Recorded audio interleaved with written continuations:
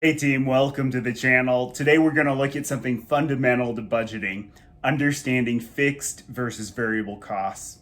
This principle applies to both corporate and personal finance, and we'll take a look at the impact to both.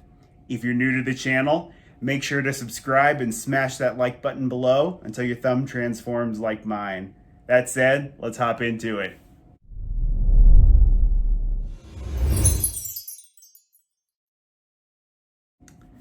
There are two types of costs that you incur: fixed costs, which are the same regardless of what you produce, and variable costs that vary with your output or consumption.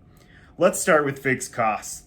These will remain the same regardless of whether you generate income or make a product and cannot be avoided.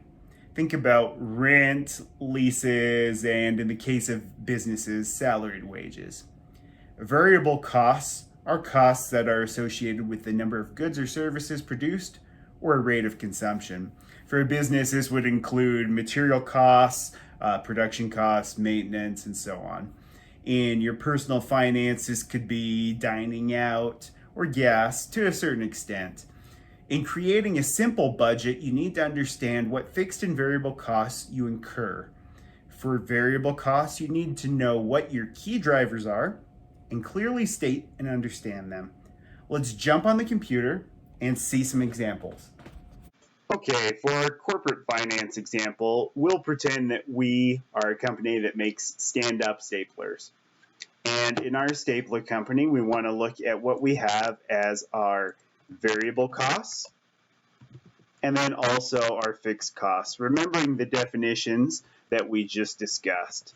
So when I look at variable costs, the first thing I'll think of is our material cost, then our hourly labor used for producing our staplers, and then any other production related costs. So there's a variety of things that can add up here.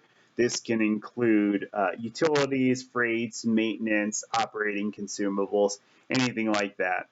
So then we'll move down to our fixed cost, where we've got our rent, salaries for our salaried personnel, and then here any overheads, which can include a variety of things that we need just to keep the business going. They could be anything as small as office supplies to the phone bill to the internet, all those sustaining things for the business.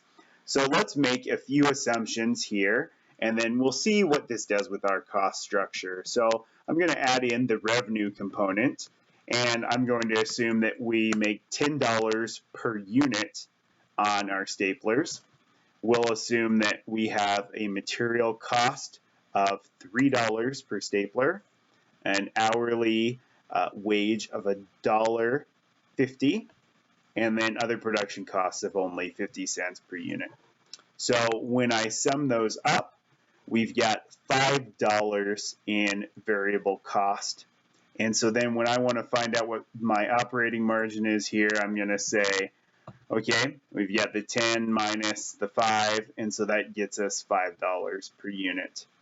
Then let's take a look at the fixed costs, and we're going to say, okay, rent we'll assume is $25,000 a month, salaries of $15,000 a month, and other overhead of about $5,000 a month. And then we'll sum those up, and we've got $45,000 in fixed costs. So now we've got some really good information here. For the sake of budgeting, we can say, oh, well, how many units do we need to sell at this cost structure to be able just to break even? And then from there, we can say, what do we need to be profitable? But to calculate your break even, it's actually a really simple calculation. It's what amount do you need to get out of your margin here to cover your fixed costs? So all I have to do is take this fixed cost, and then I'm going to divide it by this number here, and that says that I need to sell 9,000 staples or staplers per month in order to break even based on this cost structure. And you can, of course, modify this here. If you have a target that you want for profitability, you can always add that into the equation and say, no, I really want to make $10,000 of profit a month. You add that in, and then you'll see that you need 11,000 units. So that's how you would do it from a corporate standpoint. Really simplified example there, but it gets you the picture. The one kind of key thing here is when you look at it, we start with the variable cost, then we move down to fixed. And that's how we can operate that corporate budget. But when you're looking at your own personal budget, you're going to take sort of the opposite approach. So if we're looking from a personal standpoint, we're going to say, well, hold on, let me start with my income, and then I'm going to have to sort of work out what I have to have, and then I can sort of fit in the things that are nice to have. So we're just going to assume, for a simplified example, that income is $4,000 a month after any kind of withholdings.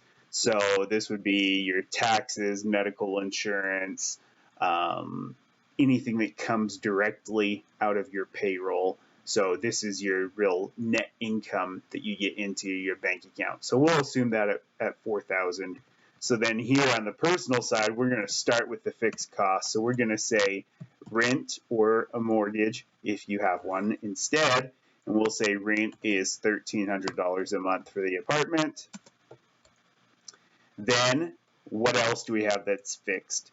We'll talk about car payment is $350 a month. And we'll say that we have a credit card with a small balance, but it does have a payment that has to be made of $100 a month minimum. And right now we're just making the minimum there. So when I add that up, that's $1,750 in fixed payments that have to be made. Now, there could be some other items in here that we haven't talked about. Things like a life insurance premium that's not coming directly out of your paycheck, that's paid on a monthly basis. If you have renter's insurance, that's fixed. And then you have, other items that might be in your particular individual situation that you need to account for, but are on a standard recurring monthly basis that are unavoidable. Whether you have a job or you don't have a job, it's a financial obligation that you have to make and keep. Here, we'll talk about variable costs. So we can look here and say gas, food, and the really blurred line here is gas and food are variable, but they never go to zero, right? You always are going to have to eat, and maybe not now in the time of the pandemic, you might be able to get rid of the gas expense, but on a regular situation, you would have at least some minimum threshold. So it's important to understand that while you have these variable costs, they can be semi-fixed. So there might be a fixed component of a variable cost. And the other thing too is all these fixed costs are fixed to a certain extent. If you go across a long enough timeline or in a certain situation, these fixed costs will eventually become variable. If you think back to the business we talked about, once you get to a certain production level, your facility is no longer big enough. So now that becomes semi-variable because you have to change the size of your facility to handle the output. So that fixed cost does change. But for the sake of our simple examples here, these are variable. So we'll say we spend $150 in gas a month and $500 a month in food. So that yields a variable cost of $650. So then if we add up our fixed and our variable costs, that's $2,400 in costs. And then here, when we subtract these two together, that says we have $1,600 left over for any other obligations or anything else we want or need to accomplish, whether that's savings or anything else. And again, keep in mind this is a very simplified example, but gives you an idea of what's fixed and what's variable. And really, when you're looking at your own personal budget, it's important to understand that your fixed ones, you can't do anything to change this unless it's something major, right? You're going to move where you live, or you're going to sell a car, or maybe you have some obligation, a loan or credit card that you're able to successfully pay off so you can reduce it. But always keep in mind that's your minimum threshold. You have to be able to cover your fixed costs, and then on the variable costs, that's where you have flexibility in your budget to adjust your spending. So hopefully this was helpful. Thank you for taking the time to join me. And if you found value in the video, make sure again hit that like button and leave me a comment below. Did I miss anything? Are there other costs that you've thought of that should be added to the fixed component? Or maybe there's things in the variable that I just totally didn't think about. I want to know what you think. So leave me a comment. Remember to subscribe, and I'll see you in the next video.